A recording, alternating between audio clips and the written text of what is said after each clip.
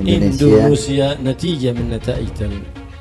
Indonesia ini adalah buah dari gerakan dakwah ulama Tarim. الخير والنور الذي وصل إلى إندونيسيا بواسطة العلماء من آل بيت النبي محمد الذين هاجروا من تريم من حضرموت إلى إنديا ثم إلى إندونيسيا. Islam yang ada di Indonesia ini adalah sumbernya daripada ulama dan ahli bait dari kota Tarim Hadramaut yang hijrah dari negerinya mampir ke India kemudian datang ke Indonesia. لو جئنا ونظرنا في سيرته وتاريخه ولسانه لوجدنا ذلك الاتصال قديما ارتباطا وثيقا لا ينفك. Kalau kita kembali ke sejarah kita yaitu Wali Songo yang mana mereka itu dari Tarim Hadramaut, maka kita akan sadar Indonesia dan Tarim tidak bisa.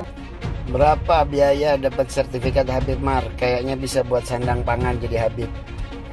Kalau aja lu punya duit sebanyak dunia isinya duit semua dan itu milik lu, kemudian lu pengen jadi Habib, sampai kiamat kagak bakalan jadi Habib lo. Paham arti lo?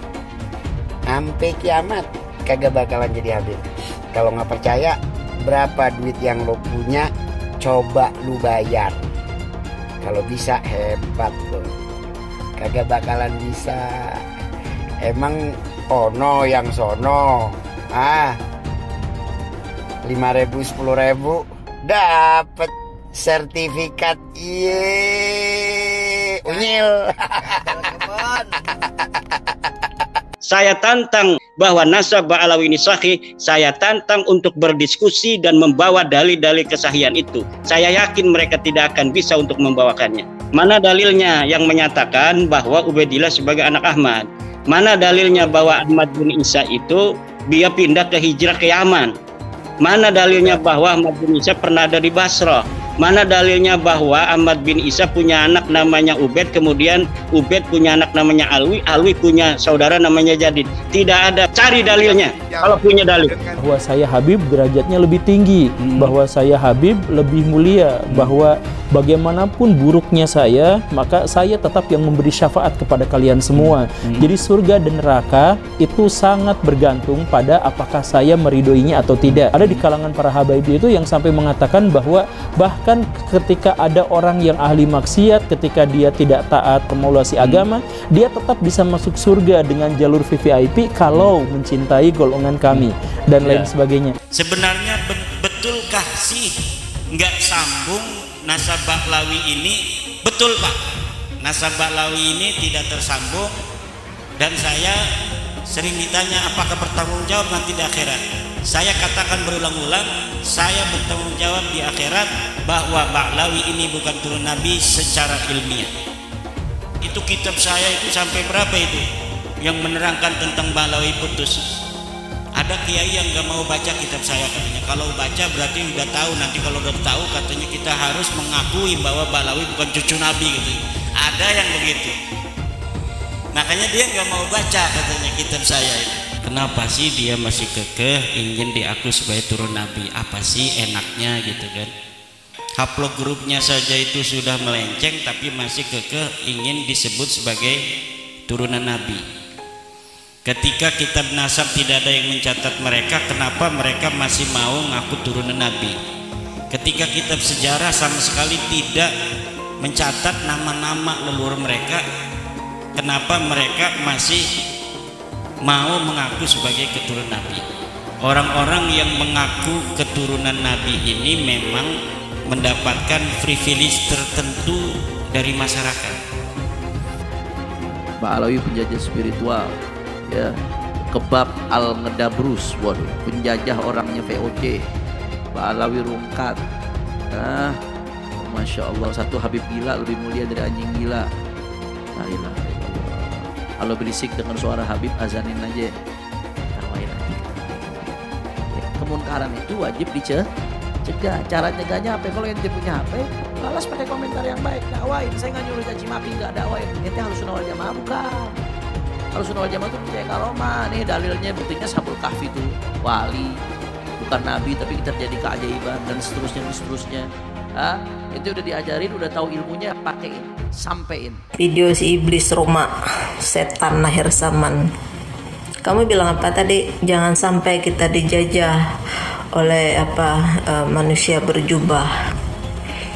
Roma ini memakai gaya komunis, bertopengkan Islam. Ya benar sih kata orang, kadang-kadang iblis itu membawa dalil untuk memperkuatkan argumentasinya. Ya, ini PKI gaya baru yang dibawa oleh Roma Irama, ya, untuk mengadu domba umat, ya. Bukan mereka yang menjajah negara ini, melainkan kamu yang membawa gaya komunis Roma Irama. Kamu membawa paham ke PKI di negara ini, ya. Ini akhir zaman, ya, sudah pasti iblis akan muncul, ya. Kalau ada orang ini yakin dengan doktrinnya Habib itu, berarti dia meyakini ada orang yang istimewanya seperti Nabi Muhammad selain Nabi Muhammad. Dosa dan ini keluar dari Islam. Kafir. Dia tahu itu, dia ngomong seenaknya aja. Ya kan? Kalau orang yang alim mau ngomong salah tuh mikir-mikir. Kalau orang alim mau ngomong salah, mikir-mikir. Saya salah. Itu nggak mikir loh dengan enaknya ngomong. Yes, kalau saya ngecek ini orang nih goblok aja belum. Nah orang kan goblok dulu baru pinter. Ini goblok aja belum. Ini goblok aja belum. Begitu. Katanya bahkan Kanjeng Nabi belajar nahwu bagus. Lah iya itu ada lagi yang baru tuh. Kanjeng Nabi belajar nahwunya sama Habib. Yang lucu ya, la ilaha illallah. Saya sakit hati betul ketika mereka mengatakan kalau tanpa Habib Indonesia ini masih nyembah pohon. Mapas. Enak aja cangkemnya ngomong. Kemana Wali Songo yang dakwah itu? Kalau tanpa Habib Indonesia ini masih dijajah oleh Belanda. Ini manipulasi sejarah, kita gak boleh diam. Saya ingin sampaikan, ini bukan gerakan rakyat aturan, ini gerakan pemerintah mestinya. Buat Pak Presiden, Pak Menteri, tolong ini dibersihkan klaim-klaim sejarah ini. Belum lagi Bapak Ibu, ada 3.000 makam palsu di Indonesia. Makam keramat palsu. Setan tuh ngajak orang sesat. Dari dulu gak ada ulama yang membatalkan nasabnya Mbak Alawi. Gak ada ulama yang membatalkan nasabnya para habaib. Sekarang muncul Imad, muncul Abbas, Raja Dangdut ikut-ikutan. Jawab yang kompak, kacau atau tidak? Yang mengajarkan kesesatan apa namanya? Kurang kompak apa namanya? Ini Imad mengajarkan kesesatan, berarti Imad. Kurang kompak, Imad. Abbas Buntet mengajarkan kesesatan, berarti Abbas. Ya Allah. Hati-hati Bapak Ibu. Yang suka ngajak sesat apa namanya? Apa namanya? Nah ini Imad berarti, Abbas Buntet berarti, Roma Irama berarti setan. Takdir Allah dibicarakan, apakah begini dan begitu. Sifat Al-Quran itu apakah makhluk Allah atau bukan. Kenapa yang dibahas itu adalah hal yang semacam itu?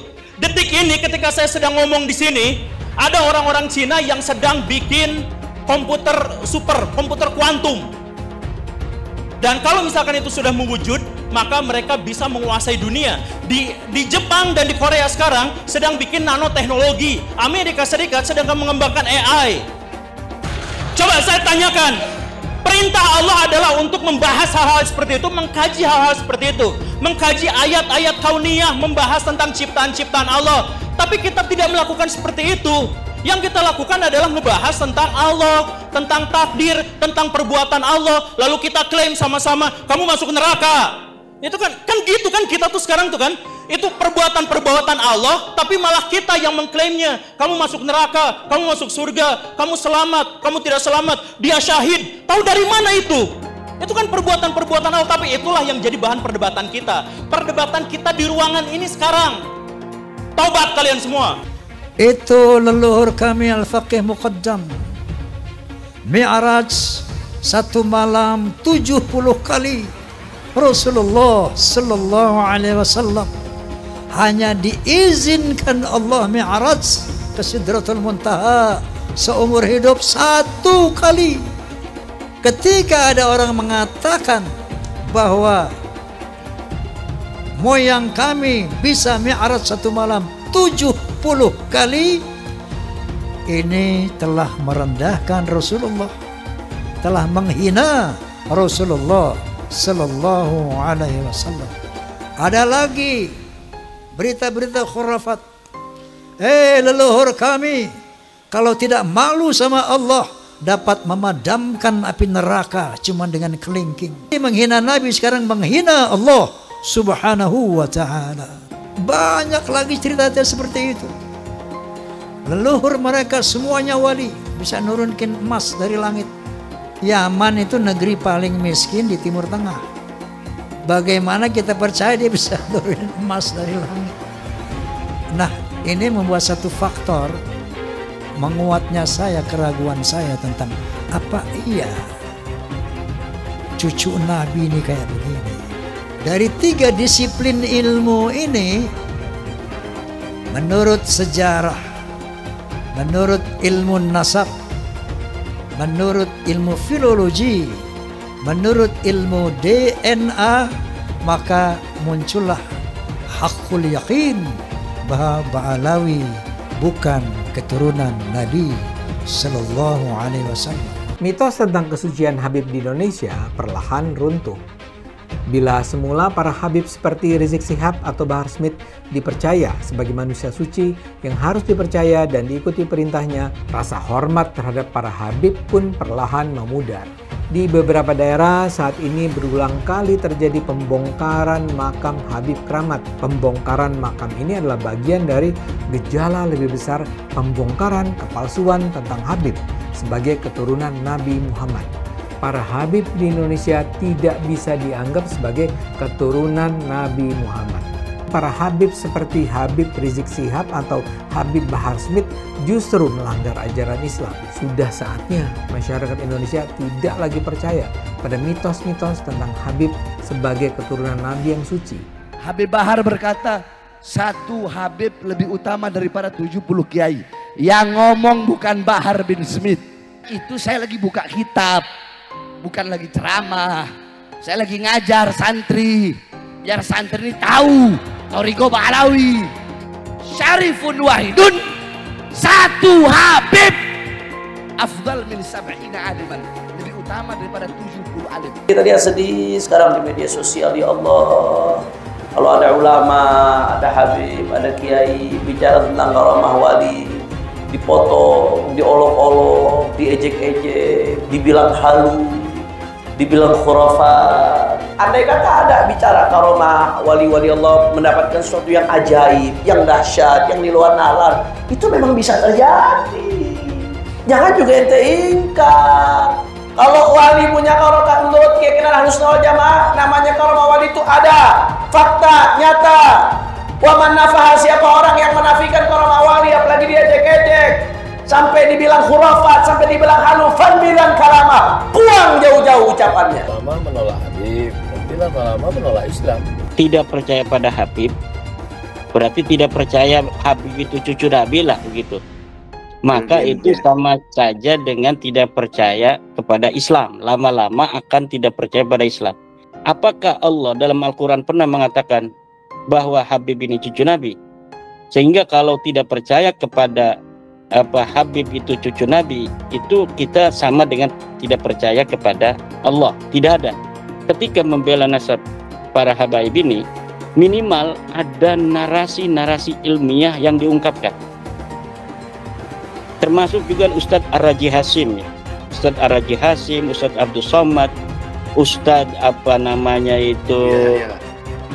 Yahya, ya Buya itu kan marketing aja itu kan. Ada orang yang menempelkan gelar Buya itu sebagai marketing branding untuk kemudian meminta sumbangan di YouTube atas nama pesantren, atas nama santri dan lain sebagainya. Jamaahnya saja bukan jamaah NU, itu sama dengan para mukibin ustadz-ustadz pendukung Habib itu yang sekarang membela nasab Habib, itu sebenarnya tidak ada kaitan dengan NU.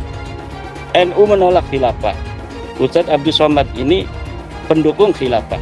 satu kaki Habib itu lebih tinggi, lebih mulia dari 70 kepala kiai, kan gitu. Itu kan penghinaan betul. Kalau orang tidak terhina dengan ini, saya kira tidak, rasa kebangsaannya rendah. Karena itu dinyatakan, harusnya ditegur lah.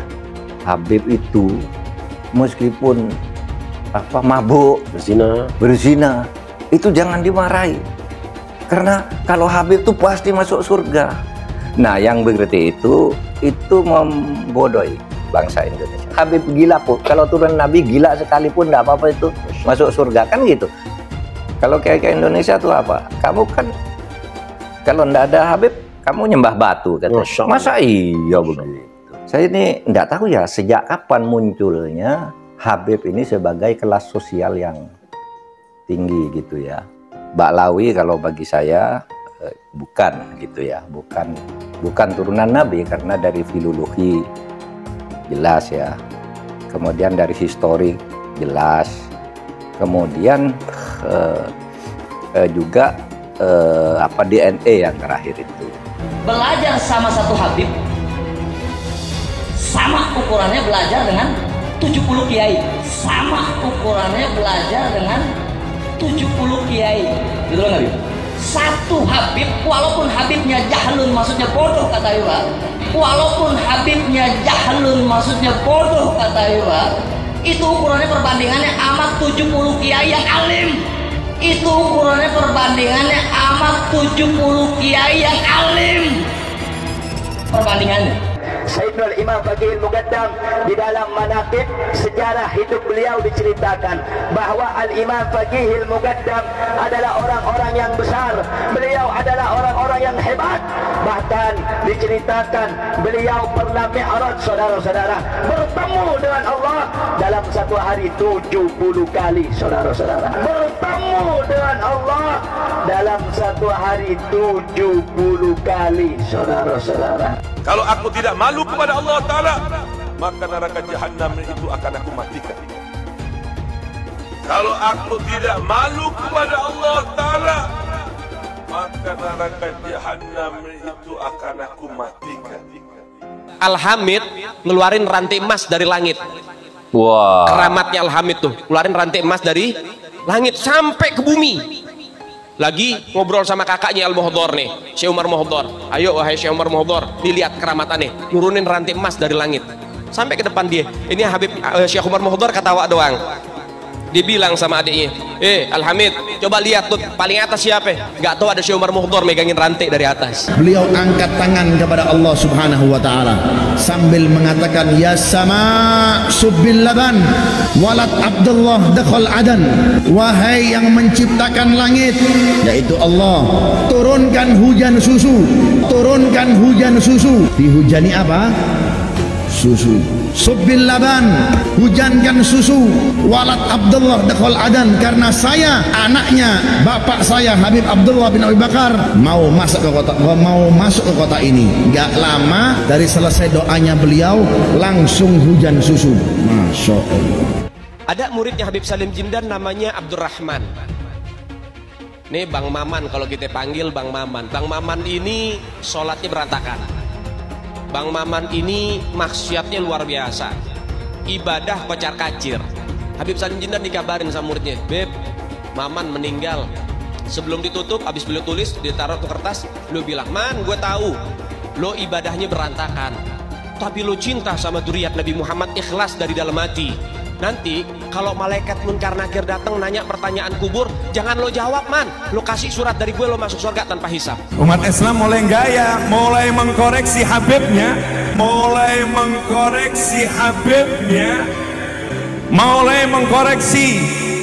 mengkoreksi ulama-ulama dari anak cucu Nabi Muhammad SAW. Orang yang seperti itu mirip dengan iblis.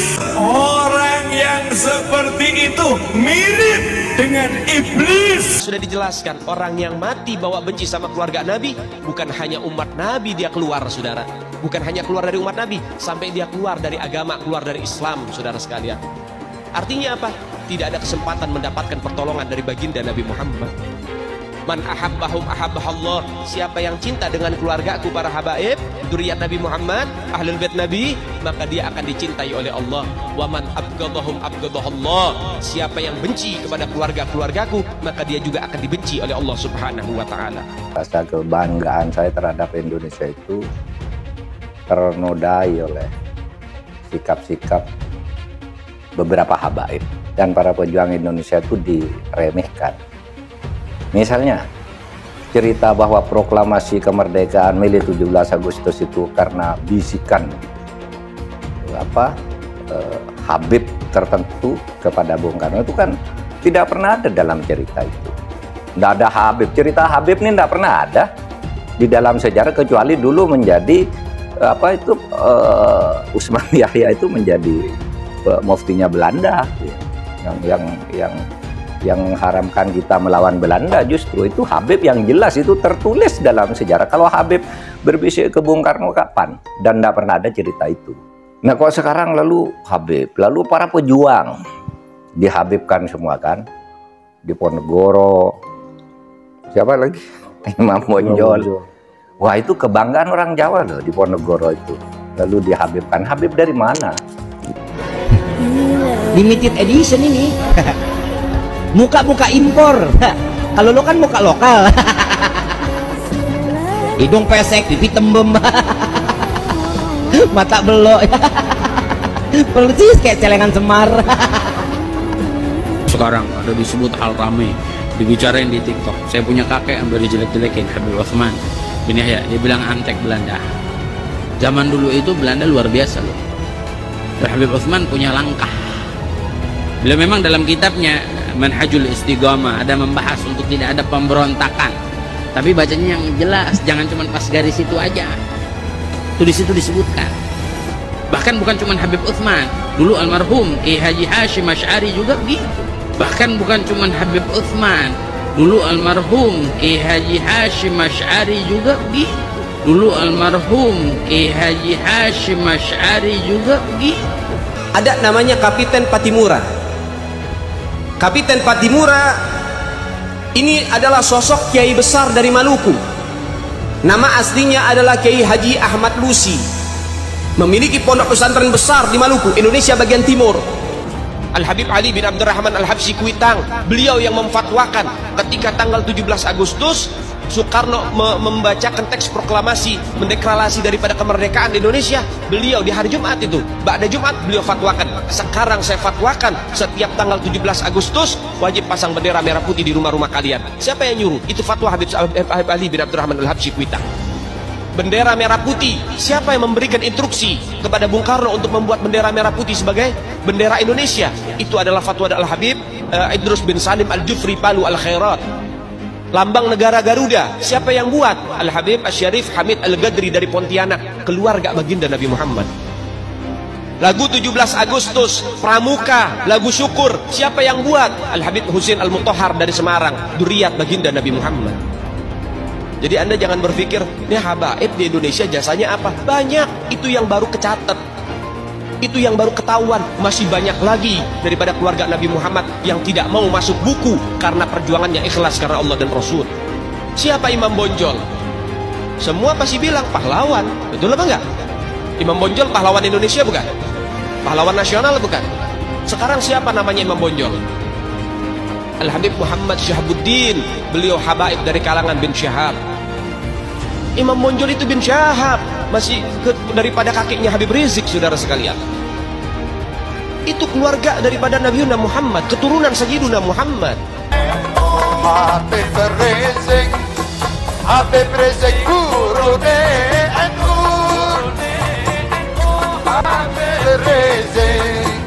Habib Rizik idola de Indonesia terbesar di dunia. Bangsa ini akan aman, bangsa ini akan sejahtera, bangsa ini akan makmur selama anak cucu Nabi Muhammad SAW tidak diganggu, tidak diusik, dimuliakan, dicintai, disayangi. Karena apa? Ada doa dari kakeknya, pemimpin kita semua, baginda Muhammad sallallahu alaihi wasallam. Kami adalah majikan kalian, kami adalah pemilik bangsa, kami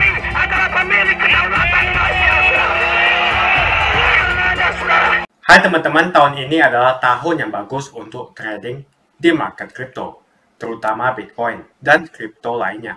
Teman-teman bisa gunakan kesempatan ini untuk mencari cuan dengan trading di market kripto. Untuk trading, teman-teman cukup registrasi dengan menggunakan link di kolom deskripsi, lalu deposit, tentukan apa yang ingin kalian tradingkan, lalu tekan tombol buy.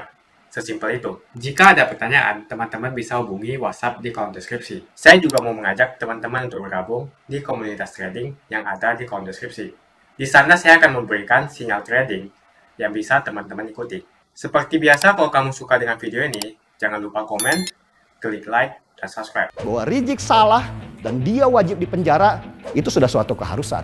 Nah, ketika mereka sudah melawan aparat negara, ya harus tegas pemerintah, DPR, eksekutif dan legislatif, dan juga kepolisian menerapkan kembali hukum kepada mereka yang bersalah. Dan Rizik kan sudah jelas bersalah.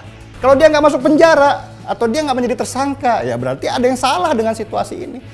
Pasal jelas, undang-undang sudah berkata demikian, dan seharusnya aparat melaksanakan apa yang menjadi amanah dari undang-undang. Kalau negara terlalu lunak kepada kelompok-kelompok seperti ini, kelompok-kelompok ini akan semakin jumawa dan malah akan cenderung menjadi kurang ajar.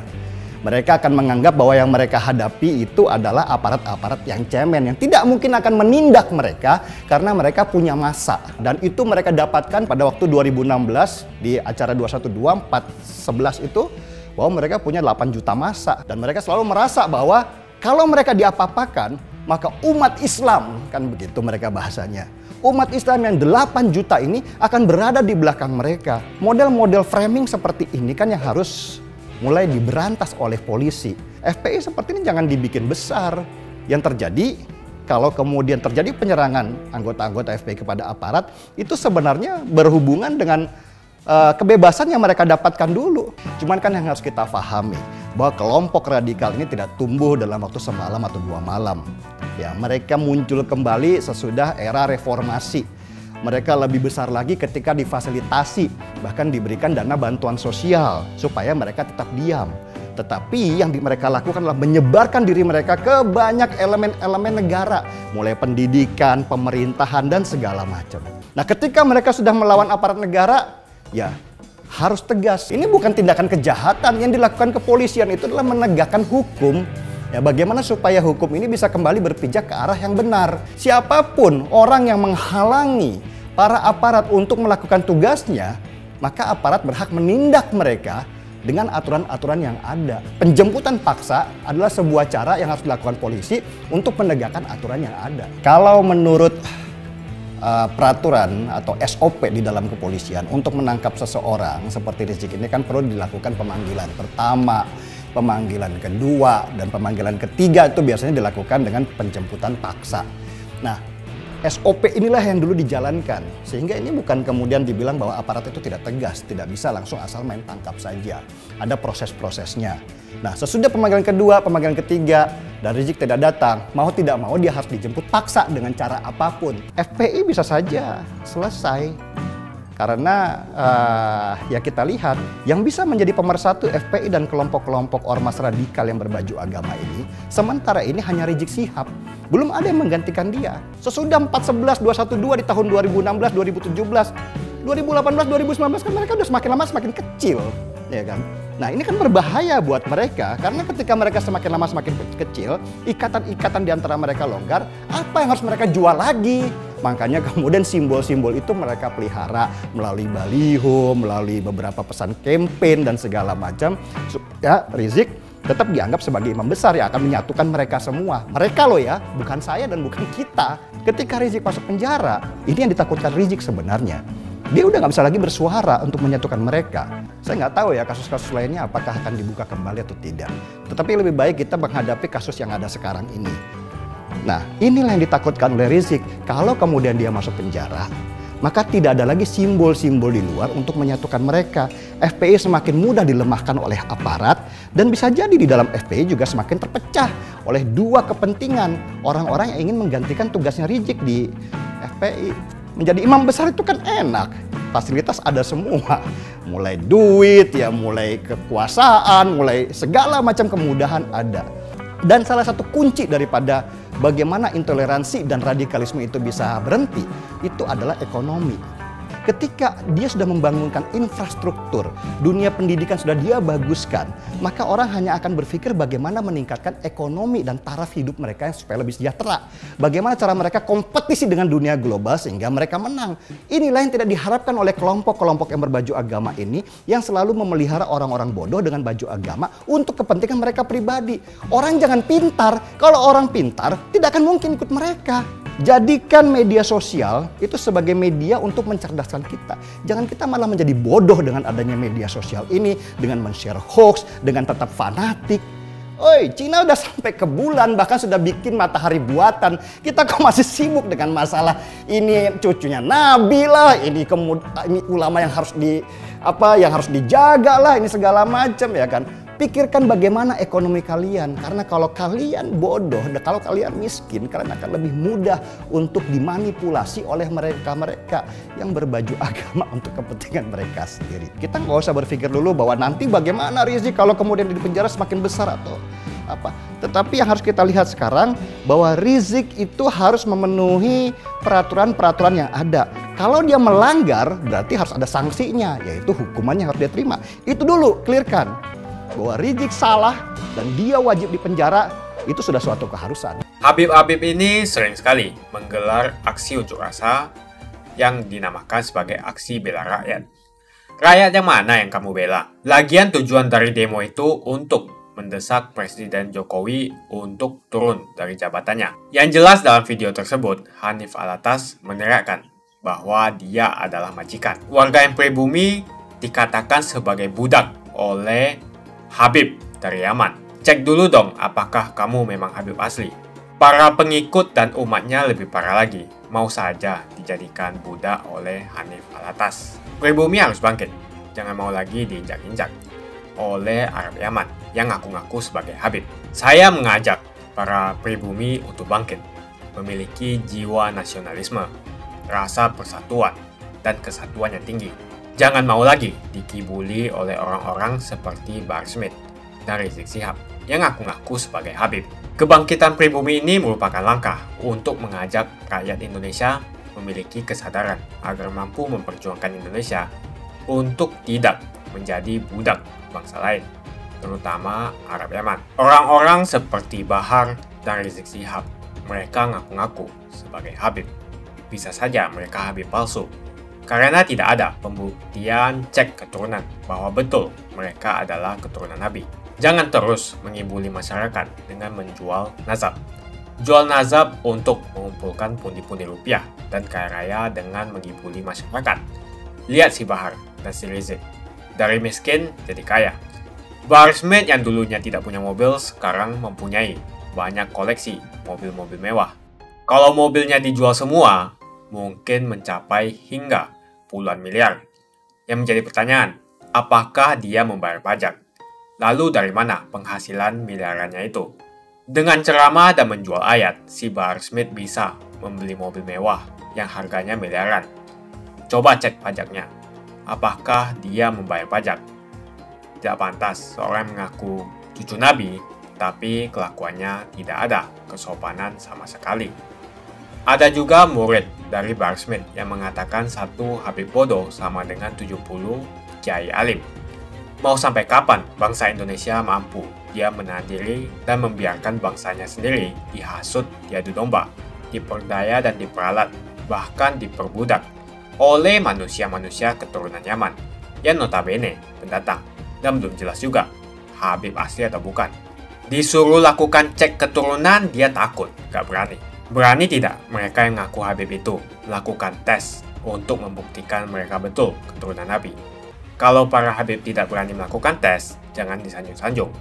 Apalagi ajaran yang disampaikan penuh dengan ujaran kebencian, seperti Bahar Smith, Rizik Syihab, dan penceramah-penceramah lainnya. Tidak usahlah panggil Habib-Habib, seakan-akan keturunan Arab kastanya lebih tinggi dari keturunan pribumi atau keturunan Cina. Seakan-akan Cina dan pribumi di bawah orang Arab. Namun Cina sudah menjadi nomor 1 di dunia. Dan saya percaya Indonesia akan menjadi negara maju dengan mayoritas pribumi. Seharusnya Arab Yaman harusnya belajar dari negeri Cina. Seperti kata kitab suci, belajarlah sampai negeri Cina. Begitu saja opini saya hari ini. Tuliskan opini kalian tentang Bahar Smith di kolom komentar. Jika kalian setuju dengan pendapat saya, ayo tekan like di video ini. Dan bagikan video ini ke teman dan family Anda, supaya mereka semua mengetahui tentang informasi ini. Tekan tombol subscribe dan bunyikan lonceng notifikasi supaya kamu tidak ketinggalan